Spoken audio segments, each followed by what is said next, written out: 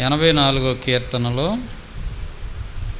4-5 వచనాలు చదువుకుందాం. 84వ కీర్తన 4-5 వచనాలు. నీ మందిరమునందు నివసించువారు ధన్యులు, వారు నిత్యము నిన్ను స్తుతించెదరు. నీ వలన బలమునందు మనుషులు ధన్యులు, యాత్ర చేయు మార్గములు వారికి అతి ప్రియములు. వారు బాకాలోయలో బడి వెళ్ళుచు దానిని జలమయముగా చేయుదురు. ప్రభువా, నిన్ను స్తుతిస్తున్నాం. మాకు మేలుకరంగా, ఆశీర్వాదకరంగా, దీవెనకరంగా చేయము. ఈ సమయాన్ని దీవించు.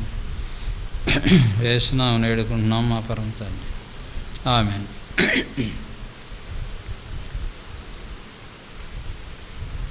యాత్ర చేసే మార్గములు, యాత్రా జీవితం, మనుషుల జీవితం అంతా కూడా ఇది యాత్రాకాలం. యాత్ర ఇది స్థిరమైనటువంటిది కాదు. ఈ ప్రయాణ మార్గంలో మధ్య మనం కొనసాగే దినములు అన్నమాట. ఒక మనిషి పుట్టింది మొదలు గిట్టే వరకు ఈ కాలాన్ని ఏమని పిలుస్తారంటే యాత్ర చేసే సంవత్సరాలు. ఈ మాటని యాకోబు నోటి నుంచి అక్కడ వింటాం. ఆదికాండంలో ఫరో దగ్గరికి తీసుకొచ్చి నిలబెడతారు. ఎవరు? తన కుమారుడైన యోసేపు. ఎవరిని? యాకోబుని తీసుకొచ్చి నిలబెడతాడు. అప్పుడు యాకోబు ఫరోని ఆశీర్వదించి ఇలా మాట్లాడతాడు.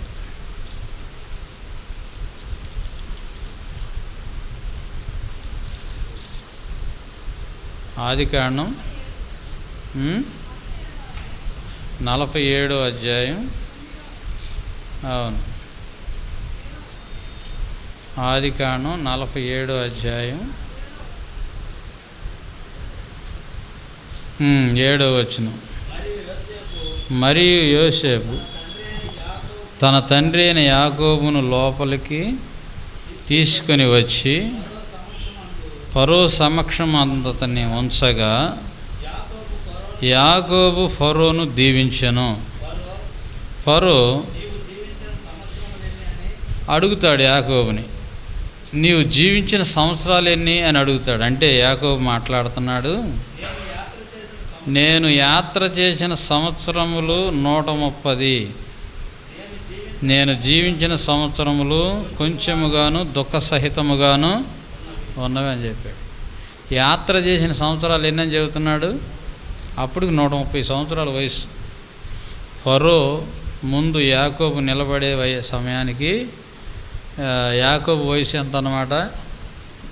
130 సంవత్సరాలు. ఈ సమయాన్ని ఏమంటున్నాడు? యాత్ర చేసిన సంవత్సరాలు అంటున్నాడు. జీవించిన సంవత్సరాలని తర్వాత అన్నాడు. అవి కొంచెముగాను కొద్దిగా దుఃఖ సహితముగాను ఉన్నాయి అంటాడు. అతను యాత్ర చేసిన సంవత్సరాలు కొనసాగుతుండగా చూడండి, ఆ యాత్ర సంవత్సరాల గురించి ఇక్కడ ఏమన్నా కీర్తనకారుడు ఏమంటున్నాడు? యాత్ర చేయు మార్గములు వారికి అతి ప్రియములు. ఈ యాత్రా సంవత్సరాలు మనకి ప్రియంగా ఉండాలి, ఇష్టంగా ఉండాలి.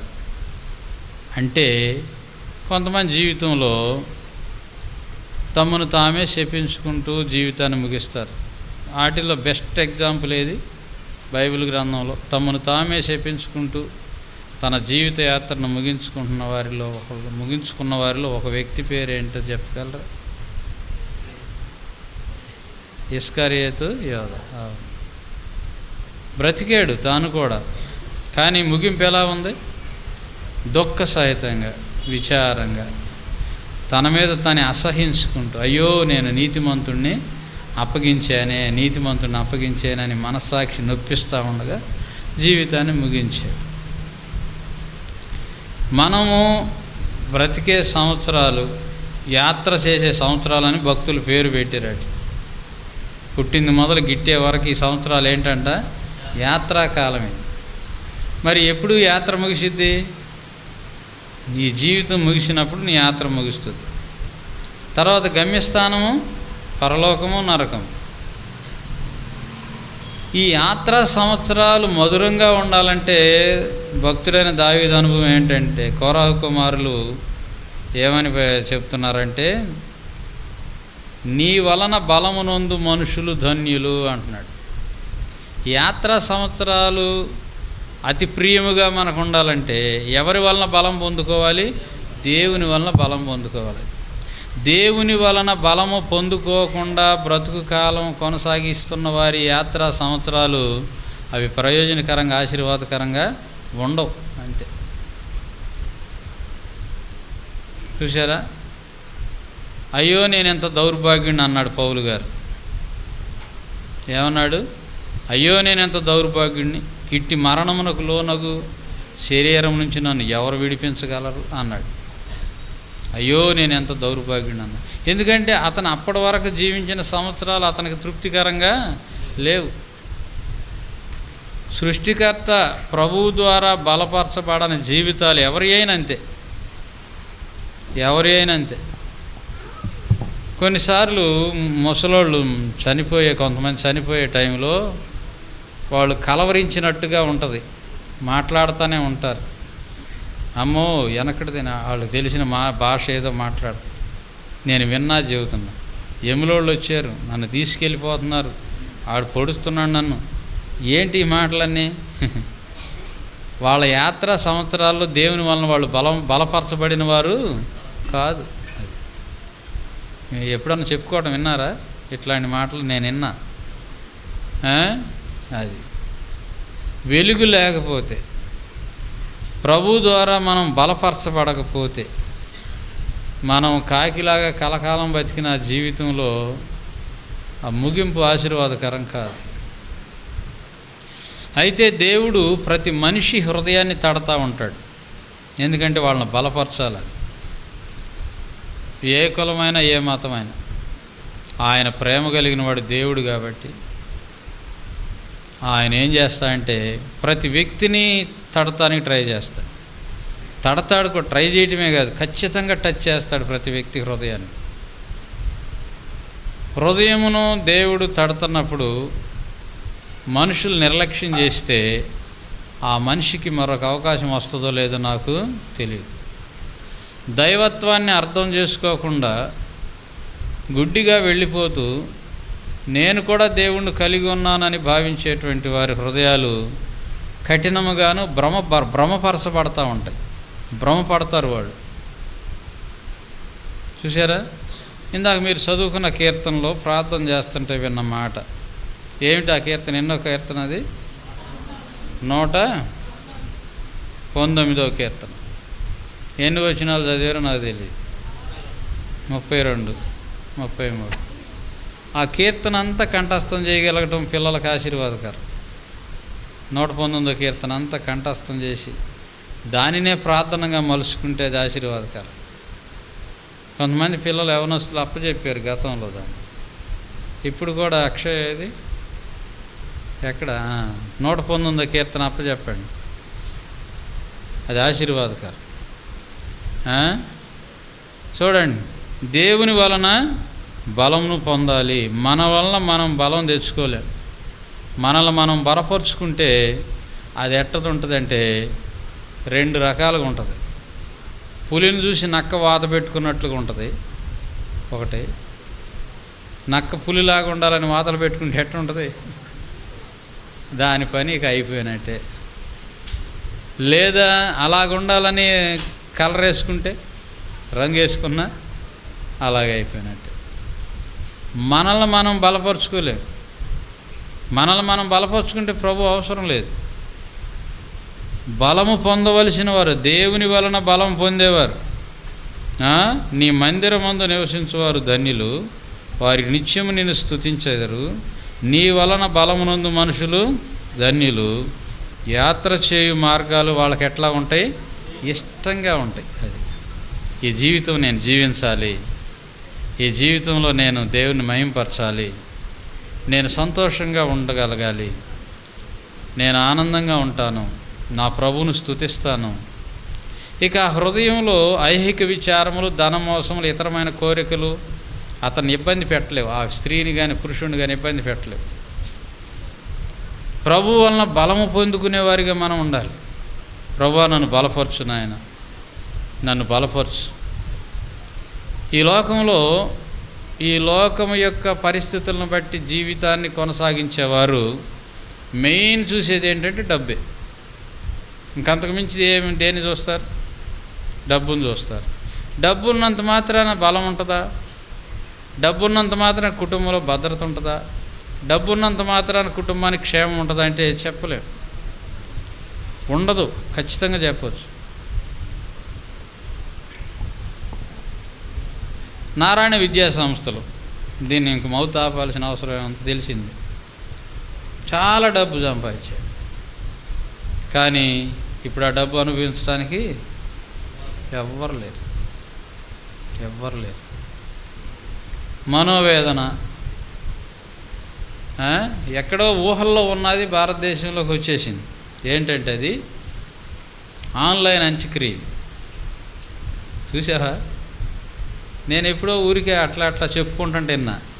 అంటే పిల్లలు ఎక్కడో ఉంటారు, ఇక్కడేమో ఈ ముసలోడు చనిపోతాడు, వీడికి అంత్యక్రియలు జరపడానికి ఎవరు ఉండరు. డబ్బు ఏం చేసుకుంటానికి? ఎవరి వలన బలం పొందాలంటే ప్రభువు వలన బలం పొందాలి. ప్రభువే మనల్ని బలపరచాలి. అయితే డబ్బు అవసరం లేదంటే అవసరమే. నిన్న చెప్పుకున్నాం 3 అంశాలు. బ్రతకాలి, కష్టపడి పని చేయాలి. అసలు పని చేయకపోతే అన్నం తినొద్దు అన్నది బైబిల్లో. పని చేయనోడికి అన్నం పెట్టకూడదు అన్నది. కాబట్టి పని చేయాలి, ఆత్మలు సంపాదించాలి, పరలోకంలో ధనాన్ని కూర్చుకోవాలని చెప్పుకున్నాం. దేనికి ఎంత టైం ఇవ్వాలో నీ ఆత్మీయ తపనను బట్టి ఆధారపడి ఉంటుందని చెప్పుకున్నాం. దేవుడు మనల్ని బలపరుస్తాడు. దేవుడు మనల్ని బలపరుస్తాడు. ఆయన వైపు చూడాలి. దేవుని వాక్యం ఎలాంటిదని ఉంది? తేనె కంటే, జుంటి తేనె దారల కంటే మధురమైనది ఉంది. బ్రతికిస్తుంది. దేవుని వాక్యం ఏం చేస్తుంది? మనల్ని, ఆయన వాక్కు మనల్ని బ్రతికిస్తుంది. ఒక ఆయన అన్నాడు, నీకులాగా మాకు కూడా ఉద్యోగాలంటే మేము గొప్పగా సేవ చేసేవాళ్ళం అన్నాడు. ఊరి ఆయన ఉద్యోగాలంటే సేవ చేసేటడితే ఇప్పుడు ఉద్యోగాలు ఉండేవాళ్ళందరూ సేవ చేయగలరుగా? లేదు. దేవుడు బలపరిచిన వారు మాత్రమే దేవుని పని చేయగలరు. దేవుని చేత బలపరచబడిన వారు మాత్రమే వారు యాత్రా సంవత్సరాల్లో ప్రశాంతంగా జీవించగలరు. లేకపోతే ఎన్నో ఉన్నాయండి. ఒక మనిషిని కొంగదీయటానికి ఒక చిన్న క్షణం చాలు, ఆ మనిషి కుంగిపోతాడంతే. ఆ మనిషికి ఏమీ ముందుకు సాగలేడు. డబ్బును నమ్ముకుంటావు, బంధువులు నమ్ముకుంటాము. సాధారణమే, బంధువులను వదిలిపెట్టమని బైబిల్ ఎక్కడ లేదు. అయితే పేతురు గారు చెప్పాడు, అయ్యా మేము అన్నీ వదిలిపెట్టి వచ్చాము, మా సంగతి ఏంటంటే నువ్వేదైతే వదిలిపెట్టి అది 100 రెట్లు భూమి మీద, అదీనుగాక నిత్యజీవం. మనము రక్షించబడింది ఎందుకంటే రక్షణ పొందని వారి రక్షణలోకి నడిపించడానికి. మన మట్టికే మనం పరలోకం వెళ్ళటానికి మాత్రమే కాదు. వెళతావు, పరలోకం వెళతావు, కానీ అక్కడ ఏమి ఉండదు. ఇంక నీకు అక్కడ నీవు కూర్చుకుంటే అక్కడ ఏదైనా ఉండటానికి సమకూర్చుకుంటేగా. ఇప్పుడు నన్ను నేనే క్రమపరుచుకోలేని పరిస్థితిలో ఇంకొక వ్యక్తిని దేవుని దగ్గర నడిపించడానికి నా బలం సరిపోయిద్దా? నా శక్తి సరిపోయిద్దా? నా జ్ఞానం చాలదు. దేవుని చేత బలపరచబడాలి. దేవుని చేత బలపరచబడాలి. సరే, యాకోబు జీవితంలో ఏమంటాడంటే, నేను జీవించిన సంవత్సరాలు కొద్దివిగాను దుఃఖ సహితంగాను ఉన్నాయి అంటాడు. ఈయన ప్రారంభం బాగానే ఉంది. అమ్మ జడగొట్టేసింది మధ్యలో, ఆ నాన్న దగ్గర అబద్ధం ఆడిచ్చింది, మేనమామ దగ్గరికి వెళ్ళిపోయాడు. అక్కడ 21 సంవత్సరాలు ప్రార్థన చేస్తానే ఉన్నాడు, కానీ తన హృదయాన్ని పరిశీలన చేసుకోలేకపోతున్నాడు. ఏం పరిశీలన చేసుకోలేదు? హృదయం. తిరిగి 21 సంవత్సరాల తర్వాత మళ్ళీ వస్తుంటే అన్న 400 మందిని తీసుకుని ఏశావు ఎదురొస్తున్నాడని భయపడి ఏం చేశాడు? ఎబ్బోగురేవు దగ్గర ఆగిపోయాడు. అక్కడ ప్రార్థన చేస్తున్నాడు, నన్ను ఆశీర్వదిస్తే కానీ నేను నిన్ను వదిలిపెట్టను, నన్ను ఆశీర్వదిస్తే కానీ. అక్కడ దేవుడు ఏం సంభాషణ చేశాడు యాకోబుతో? నీ పేరేంటి అనేది ముఖ్యమైన పాయింట్. అక్కడ రాత్రి అంతా ప్రార్థన చేశాడు. నేను నిన్ను ఆశీర్వదిస్తా, కానీ నువ్వేం చెప్పాలి? నీ పేరు చెప్పాలి. ఏం తెలియదు అంటావా? దేవునికి తెలుసు. కానీ హృదయాన్ని చూస్తున్న దేవుడు. ఏం చూస్తూ ఉంటాడు దేవుడు? హృదయాన్ని చూస్తాడు. యాత్రా సంవత్సరములు మధురముగా ఉండాలంటే, మన యాత్రా సంవత్సరాలు ఆశీర్వాదకరంగా ఉండాలంటే, మన జీవితంలో ఖచ్చితంగా ఈ దేవుని వైపుకు తిరిగి దేవుని చేత బలపరచబడేవారిగా ఉండాలి. ఇప్పుడు యాకోబుని ఎవరు బలపరచాల్సి వచ్చింది? దేవుడు బలపరచాల్సి వచ్చింది. అతనికి 11 మంది పిల్లలతో, భార్యలతో, పెద్ద గొర్రెల మందతో బయలుదేరాడు. అవన్నీ అతను బలపరచగలిగినాయా? దేవుని పాదాలు పట్టుకునేటప్పటికి అప్పుడు బలపరచబడ్డాడు. వాస్తవంగా యబ్బోకు రేవు అనుభవం యాకోబుకు లేకపోతే అతని పిల్లలు ఎవరు మిగిలేవాళ్ళు కాదు. మొత్తాన్ని ఏసావు ఏం చేసేవాడు?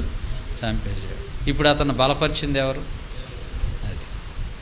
కాబట్టి మన యాత్రా సంవత్సరములు ఆశీర్వాదకరంగా, బలవంతంగా, బలవర్ధకంగా ఉండాలంటే మనం ఎవరి దగ్గరికి వెళ్ళాలి? ప్రభు దగ్గరికి వెళ్ళాలి. ప్రభువా, నన్ను బలపరచు, నన్ను పరిశుద్ధపరచు. దేన్ని బట్టి దేవుడు బలపరుస్తాడు? సరే యాకోబు, నువ్వు ఇంతకాలం అసలు నిన్ను ఎన్నుకున్నాలే మీ అమ్మ కడుపులోనే, నేను దీవించాను అనొచ్చుగా. ఏమంటున్నాడు? నీ పేరేంటి? సిగ్గుపడ్డాడా లేదా యాకోబు? ఖచ్చితంగా సిగ్గుపడి ఉంటాడు. అయ్యో ప్రభువా, నన్ను క్షమించు. మనసులో ఈ ఆలోచన, వేదన యాకోబులో లేకుండా లేదు. ఎందుకని? వాళ్ళ గుడ్డివాడిని మోసం చేశాడు. తండ్రిని మోసం చేసి నా పేరు ఏంటి? ఏసావు అని చెప్పాడు. వేషం వేసుకున్నాడు. వాళ్ళ అమ్మ వేసింది. ఆమె కూడా అనుభవిస్తుంది. తండ్రి కొడుకుని 20 సంవత్సరాలు వదిలిపెట్టుకుని ఏడుస్తా కూర్చుంది.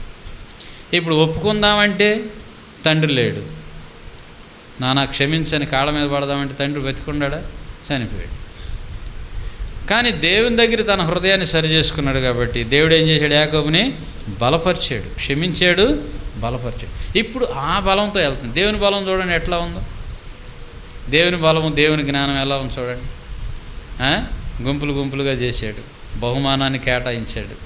ఇచ్చిన బహుమానం ఎంత ఉంటే ఈయన ఆస్తి ఎంత ఉందో లెక్కేశారు. ఎప్పుడన్నా ఇచ్చిన ఏసావు కొరకు కేటాయించిన బహుమానం లెక్కేశారా? ఇంటికి లెక్కేయండి. ఎన్ని మేకలు, ఎన్ని గొర్రెలు, ఎన్ని ఆడగాడిదలు, ఇవన్నీ మీరు లిస్ట్ రాయండి. ఇచ్చిన బహుమానం ఎంత ఉంటే ఆయన ఆస్తి ఎంత ఉందో ఆలోచించుకోవచ్చు. ఏసావు కోసం కొంత బహుమానాన్ని కేటాయించాడు. ఇంత ఉన్నా అతను బలపరచబడింది ఎవరి చేత? దేవుని చేత. ఒకవేళ యబ్బోకు రేవు అనుభవం లేకపోతే, మన జీవితాల్లో కూడా ఆ అనుభవం లేకపోతే మనం బలపరుచుకోవడానికి అంటూ మనకేమీ లేవు. మనం దేని చేత బలపరచబడటం సాధ్యమయ్యే కార్యము కాదు. నువ్వు విద్యాపరంగా, ఉద్యోగపరంగా, వ్యవసాయపరంగా, వ్యాపారపరంగా, సేవాపరంగా మనం బలపరచబడాలంటే మన యొక్క నిరీక్షణ ఆధారం ఏదంటే యేసు ప్రభువే. అంతే. పిల్లలు, యవనస్తులు స్థిరపరచబడాలంటే మన నిరీక్షణ ఆధారం ఏంటంటే యేసు ప్రభువే. ఈ ప్రపంచము ప్రశాంతంగా 1000 సంవత్సరాల పరిపాలన ఉండాలంటే మన నిరీక్షణ ఆధారం ఏంటంటే యేసు ప్రభువే. ప్రభువు లేకుండా నీవు బలపరచబడలేవు. మనకు ర్యాబోటు గురించి చూసా. అంటే మర మనిషి. అది మర మనిషి దాన్ని ఆపరేట్ చేసే వ్యక్తిని చంపేసింది. చూసారా? ఒక ర్యాబోటు తను ఏదో ఆపరేట్ చంపేసింది. మనిషి బలపరుచుకుంటున్నాం అనుకుంటున్నారు, కానీ అది బలం కాదు. పాత రోజుల్లో సంతల్లో గేదెల్ని, ఎద్దుల్ని అమ్మేవాళ్ళు. మీకు తెలియదు, కొంతమందికి ముసలి గారులు అలాంటి వాళ్ళకి తెలుసు. ఆ రాత్రి ఏం చేసేవాళ్ళు అంటే జీడి ఇత్తనాలు పొగేసేవాడు. ఆ రాత్రి ఏం చేసేవాళ్ళు? జీడి పప్పు విత్తనాలు ఉంటాయే, మంటేసి ఆ విత్తనాలు వేసి పొగేసేవాళ్ళు. ఒళ్ళు ఉబ్బేది, ఎవరికైనా ఉబ్బిద్ది జీడి విత్తనాలు పొగేస్తే. ఈ ఉబ్బటం చూసి సంతలో వాళ్ళు ఏమనుకునేవాళ్ళు? నున్నగా ఉంది ఎద్దు, గేదె నున్నగా ఉందని అది బలం కాదు, అది వాపు అంతే. అది వెళ్ళిన 2 రోజులకే బస్సన తగ్గిపోయేది. సంతలో కొన్ని వాటికి గ్యారెంటీ ఉండదు. ఎందుకంటే రైతు పక్షంగా అమ్ముకుని కొనుక్కున్న వాటికి మాణిక్యరాదు. ఉంటుంది, కానీ సంతలో కొంటే నీకెవడు అది కర్మ పో అంటారు. మనుషులమైన మనం ఏమనుకుంటున్నామంటే సమాజంలో మనమే కాదు అందరూ అనుకునేది ఏంటంటే నాకు అది ఉంటే బలం, నాకు ఇది ఉంటే బలం, నాకు అనుకుంటున్నారు. యేసయ్య లేకపోతే నీ బలము జీరో అని నీకు దిక్కు కోసం ఎదురు చూసే రోజుని తెలిసిద్ది. సహాయం కోసం ఎదురు చూసే రోజు ఒకటి ఉంటుంది. ఆ రోజుని నాకున్నవన్నీ నాకు బలాన్ని ఇవ్వలేకపోతున్నాయి. అప్పుడు ఎబ్బోకు రేవు అనుభవం ఒకటే మనకు దిక్కు. యేసయ్యను ఎరిగిన వారికి ఈ ఆశీర్వాదం. నీకు ఈరోజు అనుభవం లేకపోయినా ఒకానొక రోజు రాబోతుంది. ఆ రోజున నీవు ఎబ్బోకు రేవు అనుభవంలో యేసయ్య పాదాలు పట్టుకోక తప్పదు. ఆ రోజున మాత్రమే నువ్వు బలపరచబడతావు. ఈ యవనస్తులు కానీ పురుషులు, స్త్రీలు, బోధకులు, విశ్వాసులు ఎవరికైనా ఇదే దిక్కు. ఆ తర్వాత చూసారా, చంపేయాలని వచ్చిన ఏశావు, తమ్ముడా నాకు చాలా ఉందిలే, నువ్వే ఉంచుకో అని చెప్పి ఆయన దారిని ఆయన వెళ్ళిపోయాడు. అక్కడి నుంచి ఆయన జీవిత విధానాల్లో కొన్ని శ్రమలు, కొన్ని ఇబ్బందులు ఎదుర్కొన్నాడు. కానీ ఎవరికి అంగీకారమైన జీవితం అది? దేవునికి అంగీకారమైన జీవితం. దుఃఖ సహితముగాను ఏమన్నాడు? జీవించిన సంవత్సరంలో కొద్దిగాను అవి ఎలా ఉన్నాయి? దుఃఖ సహితముగాను. ఆ మాటలు చూడు 47:6 అది కారణం. కొంచెము దుఃఖ సహితం. భౌతికంగా నీకు దుఃఖాన్ని కలిగించవచ్చు, కానీ అవి దేవుని మార్గంలో నడిచి నీకు రాబోయే తరానికి, ప్రస్తుత తరానికి కాదు. నా పితరులను నడిచిన అన్ని సంవత్సరాలుగా అవి లేవు. నా పితరులు అంటే ఆయన పితరులు ఎవరు? అబ్రహాము, ఇస్సాకు. వీళ్ళు ఎక్కువగా దేవునితో నడిచారు. యాకోబు నడిచినటువంటి దినముల కంటే అబ్రహాము, ఇస్సాకు ఎక్కువగా అటాచ్మెంట్లో ఉన్నారు దేవునితో. అందుకే ఆ మాట, నా పితరులు యాత్ర చేసిన దినములన్నీ లేవు. అబ్రహాము యాత్రా సంవత్సరాలు సుఖముగా ఉన్నాయి. 75 నుంచి 120 దాకా ఆయన కొనసాగాడు. ఈయనైతే చాలా సంవత్సరాలు వేస్ట్ చేశాడు. ఇప్పుడు అంటున్నాడు, సేవా సంవత్సరాలు, నా జీవించిన సంవత్సరాలు కొంచెముగాను దుఃఖ సహితం.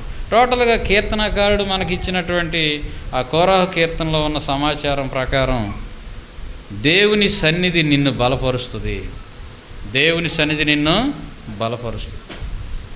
ఈ లోకంలో మనుషులకు చెప్పుకున్న మన బాధలు తీరవు. కోట్ల కొలది డబ్బులున్నా నీ సమస్య పరిష్కారం కాదు.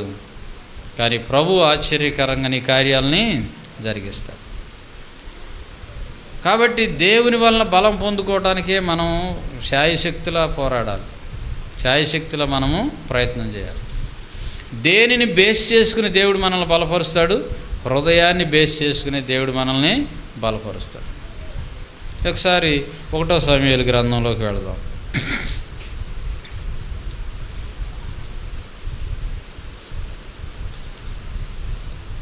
16వ అధ్యాయం.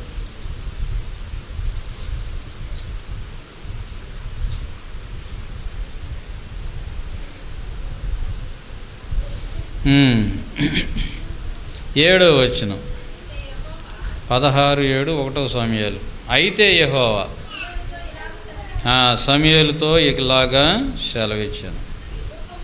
అయితే ఇక్కడ మీకు తెలుసు ఏంటి ఇక్కడ సందర్భం? ఇశ్రాయేలీలకి రాజు కావాలి. దావీదుని రాజుగా చేయటానికి ముందు సందర్భం ఇది. సౌలును రాజుగా ఎన్నుకుంటే సౌలేమో తన బలం మీద ఆధారపడుతున్నాడు, కానీ దేవుని మీద ఆధారపడలేదు. దేవుడు కదా అతను బలపరిచింది. ప్రవచించాడు, ఫిలిస్తీన్ల మీద జయమిచ్చాడు. 2 సంవత్సరాలు నికరంగా నిలబడలేకపోయాడు. ఎవరు? సౌలు. 2 ఇయర్స్లోనే ఏం చేస్తున్నాడు? ఏమయ్యా, అమాలయకీయుల గురించి దేవుడు నీకు చెప్పిన సంగతి ఏం చేసావంటే, అయ్యా అమాలయకీయులందరినీ నేను జయించాను, రాజును అగగుని నేను తీసుకొచ్చాను, వాళ్ళ యొక్క పశువులను, గొర్రెలను నేను తీసుకొచ్చాను. అమాలేకు శపితమైనదని దేవుడు చెప్పాడు. ఎవరికి? సౌలు రాజు. సమూయేలు ఏడుస్తాడు. దావీదు దేవుడు అంటాడు, లేదు లేదు అతను మార్గం తొలగిపోయాడు, నేను చేసేదేం లేదు, నువ్వు ఏడవబాక అంటాడు. ప్రార్థన అనేది అది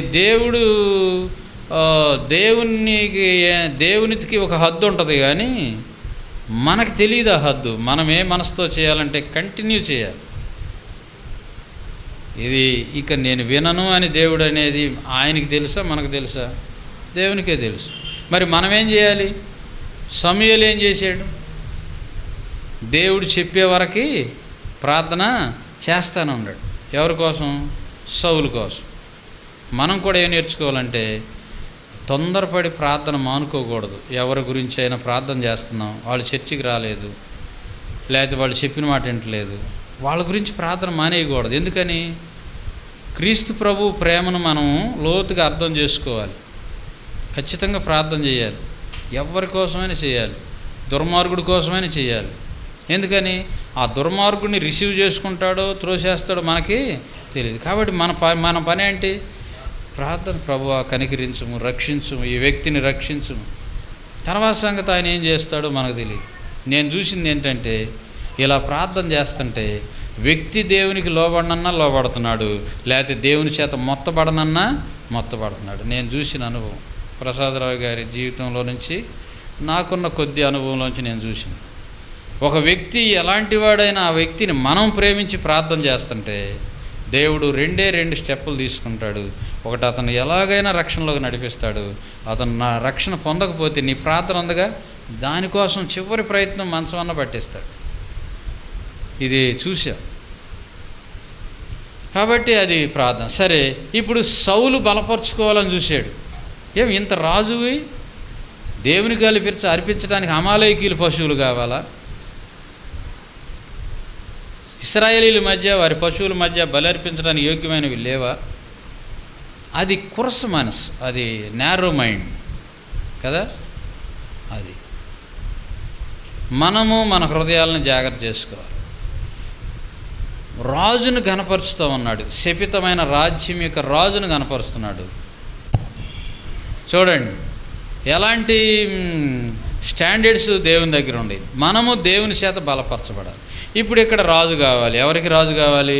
ఇశ్రాయేలుకి రాజు కావాలి. సమూయేలుతో చెప్పాడు, నువ్వు యెష్షయి ఇంటికి వెళ్ళని చెప్పాడు.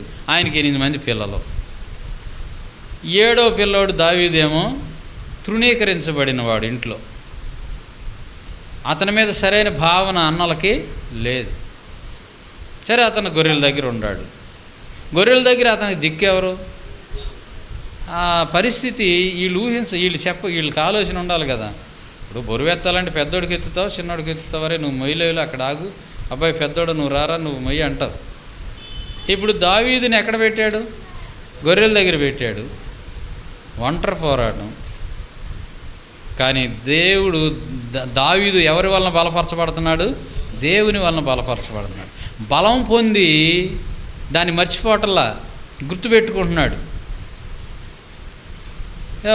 ఉదాహరణకి ఎన్నో బలాలు పొంది ఎన్నోసార్లు బలపరచబడి ఉంటాడు. 2 గుర్తుపెట్టుకున్నాడు, 2 ప్రస్తావించాడు. ఒకటేమో సింహాన్ని చంపింది, రెండోది ఏలుగుబడిని చంపింది. ఈ ఎక్కడ తీసుకెళ్ళి మాట్లాడుతున్నాడు? సౌలు రాజు దగ్గర మాట్లాడుతున్నాడు. గొలియాతుతో యుద్ధం అప్పుడు వెళ్ళినప్పుడు, నాకు ఇవన్నీ వాడుకలేవు, జీవముగల దేవుడని యెహోవా గొలియాతు సింహము నోటి నుంచి, ఎలుగుబంటి చేతి నుంచి తప్పించి నన్ను ఈ గొలియాతు మీద కూడా నాకు బలాన్ని, జయాన్ని ఇస్తాడు. దేవుని వలన బలపరచబడటం. ఇప్పుడు సౌలు రాజు ఏం చేశాడు? తనకున్న కవచము, ఖడ్గము, తనకున్న యుద్ధాయుధాలన్నీ, నాకు ఇవి బలాన్ని ఇవ్వలేవు, నేను ఇవి వాడుక లేదు, నాకు ఇవి వాడుక లేదు. మరి ఏంటయ్యా నీ వాడుక? జీవము కలిగిన దేవుడే. యెహోవా నా బలమా, యథార్థమైనది నీ మార్గం, పరిపూర్ణమైనది నీ మార్గం. యెహోవా ఆయన మన బలం. నా వలన బలము, నీ వలన బలమునందు మనుషులు ధన్యులు. వాళ్ళ యాత్రా సంవత్సరాలు ఎలా ఉంటాయి?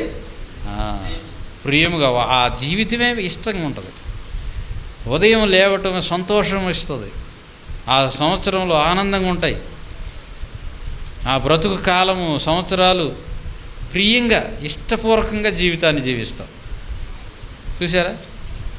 మనము ఎంతోమంది కొన్ని ఉదయాలు దిగులుతో ఉదయాలు ప్రారంభిస్తాం. చాలా అనుభవాలు ఉండవచ్చు, అనేక రకాల దిగులు. కానీ ప్రభు చేత బలపరచబడటానికి వెంటనే డిసైడ్ అయితే ప్రభు ఏం చేస్తాడు? మనల్ని బలపరుస్తాడు. మనము డిసైడ్ అవ్వాలి. దేవుడు ఏం చేస్తాడు? మనల్ని ఆయన సన్నిధిలోకి వెళ్ళినప్పుడే ఆయన మనల్ని బలపరుస్తాడు. నీ మందిరము అనే మాట వాడాడు 84 కీర్తనకారుడు. కోరాహు కీర్తనలో మా పైన ఉంటుంది ఈ మాట, నీ మందిరంలో నివసించటం అన్నాడు. ఇప్పుడు నీవు అక్కడ కూర్చున్నావు, ప్రభువుని ఆలోచిస్తున్నావు, ప్రభు బలాన్ని ఆలోచిస్తున్నావు, ప్రభు ఈ శిలువ మరణాన్ని ఆలోచిస్తున్నావు, నీవు బలపరచబడతావు.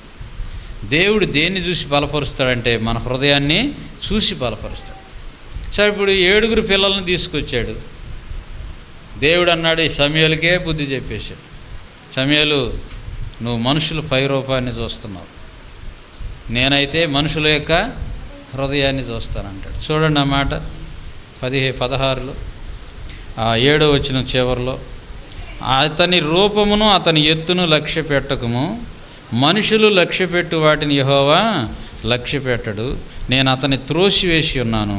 మనుషులు పైరూపము లక్ష్యపెట్టుదురు కానీ యెహోవా హృదయాలను లక్ష్య పెడతాడు.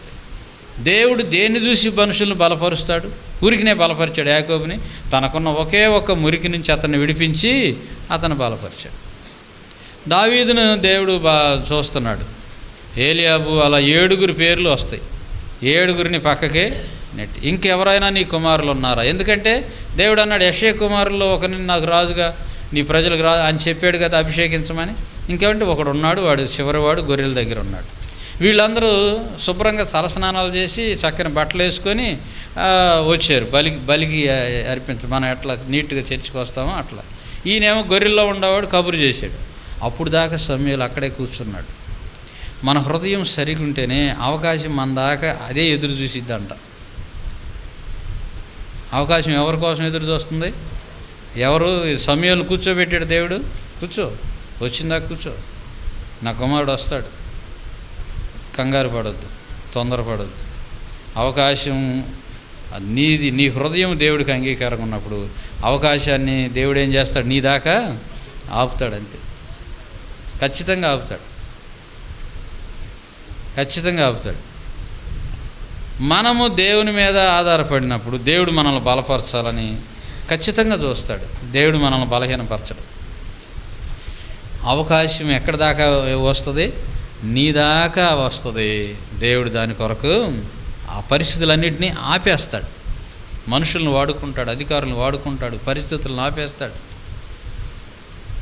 దేవునికి అసాధ్యమైన కార్యం ఏది? ఇక్కడ ఫస్ట్ మీటింగ్ జరిగినప్పుడు బంగాళాఖాతంలో బలమైన వాయుగుండం ఉంది. 2000 సంవత్సరం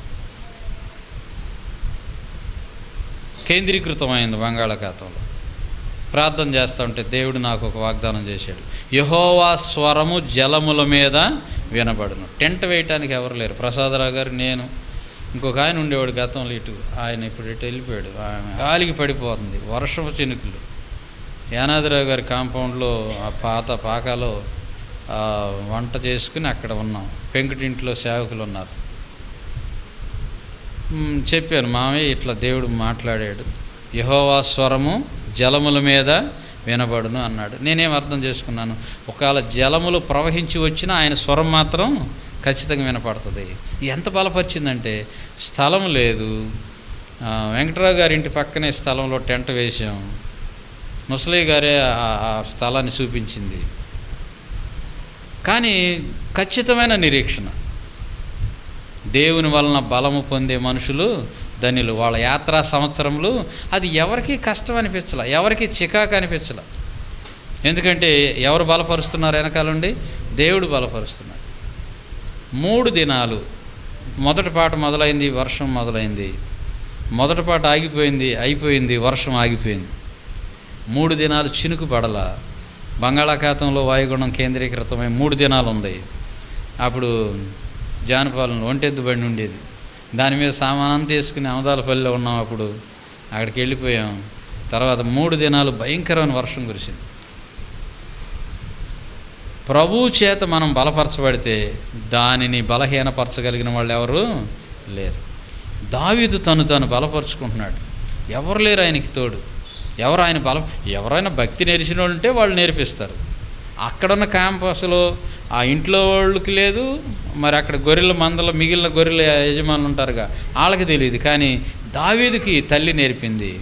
దాన్ని పట్టుకొని పాటలు పాడుకుంటూ బలపరచబడ్డాడు. సింహాన్ని జయించాడు, ఎలుగుబంటిని జయించాడు. చివరికి ఇశ్రాయేల్ దేశానికి ఎదురుగా వచ్చిన గొలియాతుని కొట్టేసేసాడు. ఎవరి బలం ఇది? దేవుని బలం.